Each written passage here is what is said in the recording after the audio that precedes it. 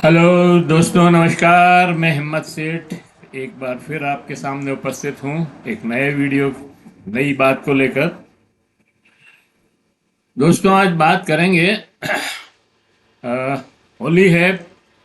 कल होली जलाई, आज रंग से खेली है होली सब लोगों ने। और हमारे यहाँ राजस्थान में और ख़ासतौर से उदयपुर में तो बहुत ज़्यादा होली का वो नहीं है। अ, खेलते हैं अपने अपने मित्रों के साथ, परिवार के साथ। लेकिन यूपी और उधर जो है, खासतौर से मथुरा वाले क्षेत्र में बहुत ही जबरदस्त तरीके से होली खेली जाती है। वहाँ लठमार होली भी होती है और पता नहीं क्या घोड़े मार भी होती होगी। खैर, लेकिन कल मेरे एक मित्र ने मुझसे पूछा।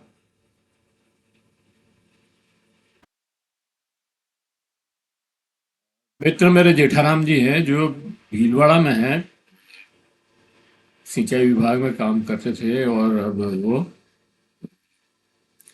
सेवानिवृत्त हो गए हैं। लेकिन कल उन्होंने मुझसे एक प्रश्न किया कि आप ये मतलब लिखो। कहा तो मेरे को ये था कि लिखो कि होली क्यों मनाते हैं। नहीं तो रंगों में ही रह जाएगी होली, और उसका जो असली कारण है वो लोगों को मालूम ही नहीं रहेगा। थोड़े दिनों में मतलब ये चीजें आ जाएगी। तो मेरे को भी लगा यार कि इस पे अब लिखूंगा तो ठीक है, लेकिन एक वीडियो तो मैं बना ही सकता हूँ।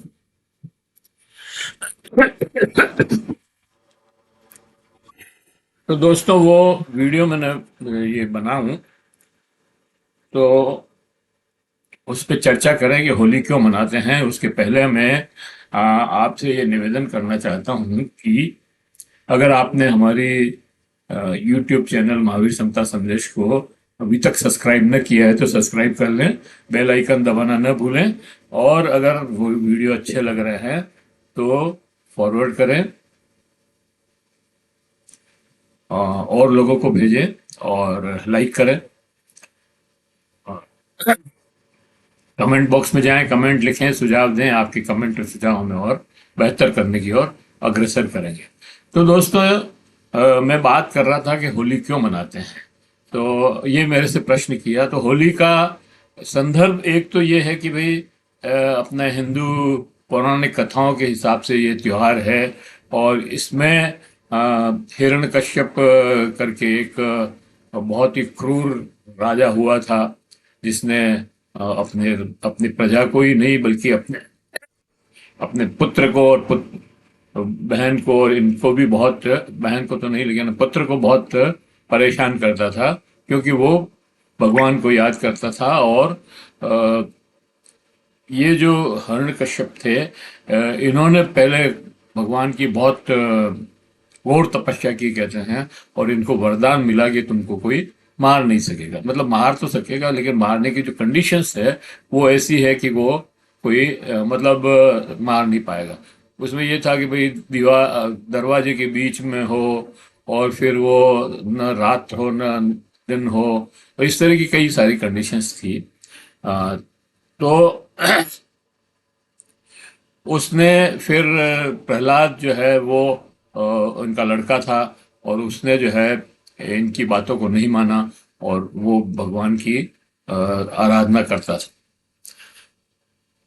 तो भगवान विष्णु का भक्त था, और अपनी बहन होलिका को प्रहलाद, तो हिरण्यकश्यप ने देखा कि इस बेटे को मैं, और उनकी जो बहन थी होलिका, उसको भी वरदान था कि वो, उसके पास कोई चुनरी थी या क्या था पता नहीं, कि वो जो है अगर उसमें अग्नि में भी बैठेगी तो जलेगी नहीं, सेफ निकलेगी। तो उसकी तो सुरक्षा कवच था, और प्रहलाद का था नहीं। तो एक बार उन्होंने प्रहलाद को जो है दंड स्वरूप ये कहा कि भाई, तुम भगवान की इतनी भक्ति करते हो तो बताओ तुम्हारा भगवान क्या कर सकता है। तुमको आग में डालते हैं अभी, तुम जिंदा निकलते हो क्या। तो और देखा तो वो आग लगा दी, होलिका जल गई, और प्रहलाद बच गया। तो तब से जो है होली मनाने लगे लोग। और कहते हैं कि बुराई अच्छाई की जीत का प्रतीक हो गया। और दूसरे दिन जो है उसकी खुशी में लोग रंगों से और बड़े उत्साह से गाने बजाने के साथ खुशियां मनाते हैं और साथ साथ उसकी मिठाइयाँ वगैरह बांटते हैं। इस तरह से ये त्योहार मनाते हैं। लेकिन दोस्तों, ये जो होली का त्योहार है, इसकी ये कहानी अधूरी है। मेरे हमारे हिसाब से होली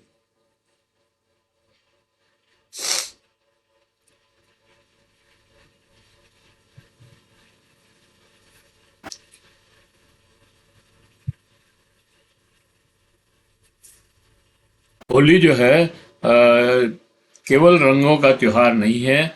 और केवल ये मतलब पाखंड है कि बुराई जल जाती है और अच्छाई रह जाएगी, और अच्छाई और अहंकार जल जाता है। ये सब अब पाखंडी है, मतलब ऐसा कुछ नहीं होता है। हम तो इतने सालों से होली मना रहे हैं, जला भी रहे हैं हम सब, आप भी जला ही रहे हैं, हम भी जला रहे हैं। लेकिन कहीं पे भी बुराई कम नहीं हुई है, और पाखंड जो है बढ़ता ही जा रहा है। तो इसलिए मैं ये सोचता हूँ कि ये जो बातें हमें कही गई है, ये दरअसल अ,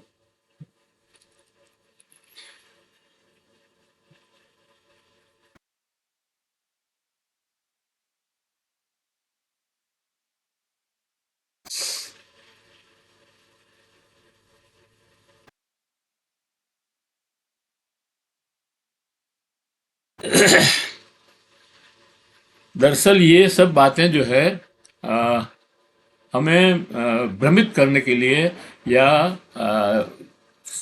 उसका जो होली का जो उद्देश्य है उसके से हटाने के लिए कही जाती है, और धर्म को इसमें जोड़ दिया है। अ, वास्तव में होली जो है ये उमंग और उत्साह का त्योहार है, इसमें तो कोई दो राय नहीं है।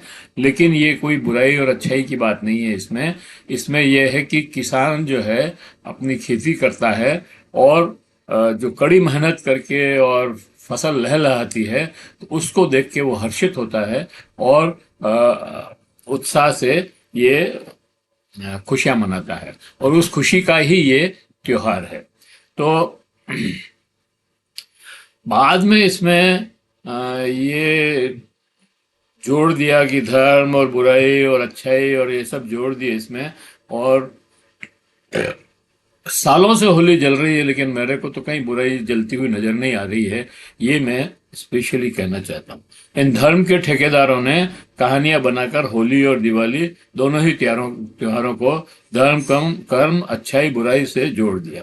कथावाचकों ने इनकी अपनी कथाओं में खूब प्रचार किया। तो अब ये लोग समझने लगे कि यार, ये तो होली जो है, होली और दिवाली जो है, एक धार्मिक त्योहार है। और अ, ब्रह्मा विष्णु महेश और लक्ष्मी और इन सब का ही त्योहार है ये। लेकिन ये सब मेरे को तो झूठ का पुलिंदा लगता है। कोई ऐसा नहीं है। समाज में व्याप्त बुराइयां तो होली जलाने के बाद भी वैसे की वैसी रहती है।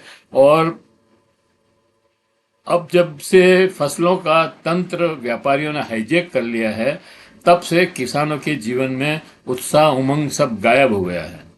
व्यापार पर आधारित फसल उगाओ, मतलब कॉस्ट कैश क्रॉप, या बिजनेस के लिए जो चाहिए, जैसे अंग्रेज जो है नील बोआते थे, उसी तरह से आजकल जो है सोयाबीन और ये सारी चीजें बोई जाती है। और अब किसान जो है, मतलब हर वक्त परेशान रहता है। फसल अच्छी हो जाती है तो भाव गिर जाते हैं। व्यापारी उसका भाव इतना गिरा देता है कि उसको जो है लागत का पैसा भी नहीं मिलता है। और अ, फसल खराब हो जाती है किसी कारण से, दुर्भिक्ष से या प्राकृतिक आपदा से, ओले गिर जाते हैं या बाढ़ आ जाती है, तो फसल खराब हो जाती है। तो और उसके जो कर्ज लेकर के जैसे फसलें बोते हैं, वो कर्ज भी नहीं चूकता है, वो बढ़ जाता है। फिर उस पे ऋण भी बढ़ता रहता है। तो आजकल मतलब किसानों का वो जो असली मकसद है होली का, होली और दिवाली भी दोनों ही कृषि उपज से ही जुड़ी हुई त्योहार है। और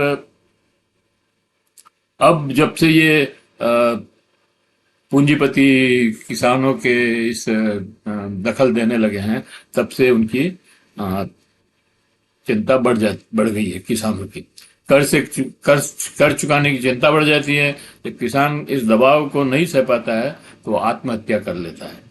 हमारी सरकारें और समाज भी किसानों की, मजदूरों की शोषण पर टिका हुआ है। पूरा समाज जो है हमारा इसी शोषण पे टिका हुआ है।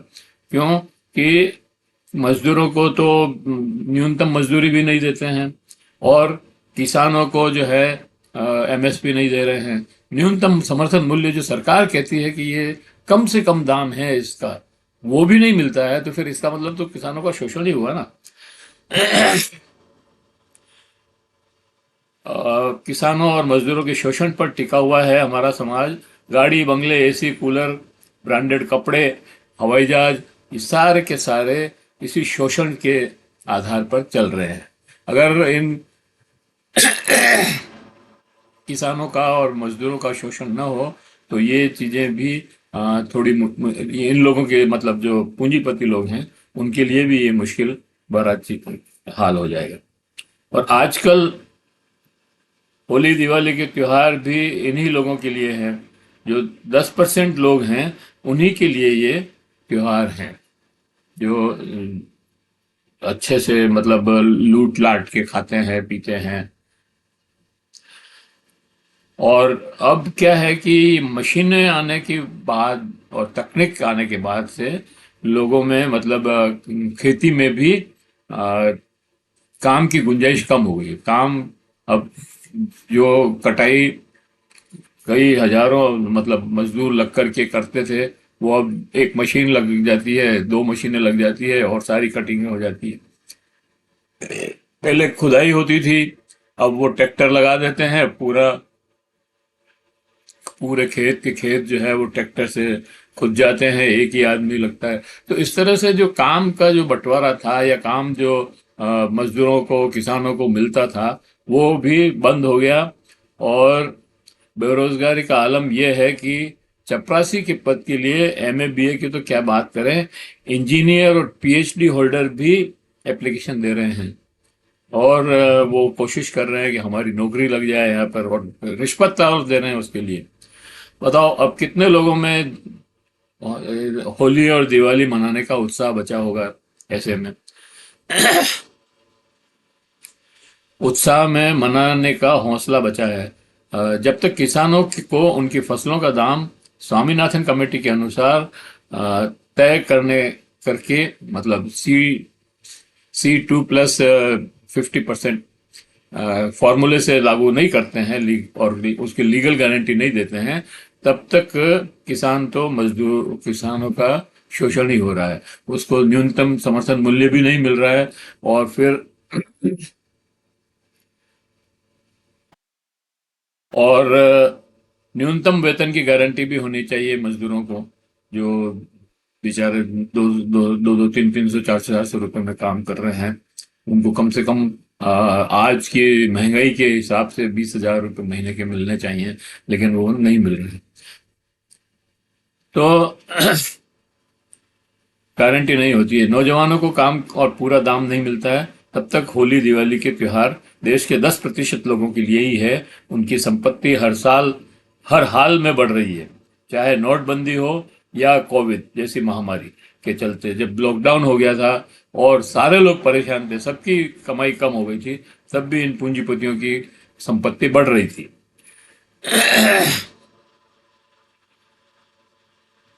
ऐसे हालातों में ध्यान भटकाने के लिए ही धर्म के ठेकेदार ने ये कहानियां बनाई कि बुराई पर अच्छाई की विजय। कहाँ है विजय? कहाँ है बुराई की पर विजय? कहाँ है अच्छाई? पहले एक रावण था, हिरण्यकश्यप था, एक हिरण्यकश्यप था, एक रावण था, मार दिए। अब तो गली गली में रावण घूम रहे हैं। अ- कहाँ है अच्छाई? धर्म के ठेकेदार अपनी बिरादरी के रावणों को बचाने का प्रयास कर रहे हैं। तो अब ये और हो गया है कि अपनी जाति के अगर किसी ने बलात्कार भी किया है या गैंग रेप किया है और अपनी जाति के लोग हैं, तो उनको बचाने का प्रयास हो रहा है, उनको सजा दिलाने का कोई प्रयास नहीं हो रहा है। और सरकारें भी अगर उनकी पार्टी के लोग हैं तो उनको बचाने का काम कर रही है। अब राम रहीम को ही देखो, कितनी बार उसको जो है वो मिल गया वहां से, जेल से छूटने का। जब जब चुनाव होते हैं तब तब उसको छोड़ दिया जाता है। तो ये बिना सरकार के कहने के थोड़ी छूटता है। तो ये मतलब एक तरह से उसको बचाने का प्रयास कर रही है सरकार, जबकि वो अ, उसके ऊपर हत्या का केस प्रूव हो गया और वो जेल में है, फिर उसको जो है पेरोल दे देते हैं और छोड़ देते हैं। तो ये जो चीजें हैं, इनके ऊपर जब तक रोक नहीं लगेगी, इन होली दिवाली का अब कोई विशेष मतलब नहीं रहेगा। फिर भी हम सब होली से अच्छा ही अब बिरादरी रावणों को बचाने का जब काम हो रहा है, फिर भी हम सब होली से अच्छाई ढूंढने का पाखंड कर रहे हैं और करते रहेंगे। एक और बात यह है कि होली दिवाली के उत्सव भी में भी बड़े उत्सव देश में अब होली दिवाली तो छोटे उत्सव हो गए, इनसे भी बड़ा उत्सव है आईपीएल। क्रिकेट का जो कभी नहीं जानता है, वो भी आईपीएल को उत्सव के रूप में मना रहा है। तो सारी चीजें बदल गई है। हमको इस पाखंड से बाहर निकलना चाहिए कि हम कोई बुराई खत्म करके और अच्छाई की विजय कर रहे हैं और इसलिए ये आग लगा रहे हैं। ठीक है, मैं ये नहीं कह रहा कि आप होली के उत्सव मत मनाओ या दिवाली का उत्सव मत मनाओ, मनाओ, लेकिन इस कन्वेंशन के साथ मनाओ कि इससे कोई फर्क नहीं पड़ने वाला। ये उत्सव है, एक त्योहार है, हम मना रहे हैं, लेकिन ये कि इससे बुराई खत्म हो जाएगी और अच्छाई आ जाएगी और रावण मर जाएगा और विभीषण आ जाएगा, तो ऐसा कुछ नहीं होने वाला है दोस्तों, और नहीं हुआ है अभी तक। बुराइयां बढ़ती जा रही है। उन बुराइयों से लड़ने के लिए तो हमें अपनी नीति बदलनी पड़ेगी। जब तक हम अपनी नीति और नीयत नहीं बदलेंगे, ये बुराइयां खत्म होने वाली नहीं है। तो इसी पॉइंट पे मैं अपनी बात को खत्म करता हूं और आशा करता हूं कि आपको ये वीडियो अच्छा लगा होगा। लेकिन हाँ, कड़वी है बात, लेकिन सच है। और अगर अच्छा लगा हो तो आप इसको लाइक करें, फॉरवर्ड करें, लोगों तक भेजें और लोगों को भी बताएं कि भाई ये आ, वीडियो, ये यूट्यूब चैनल देखें।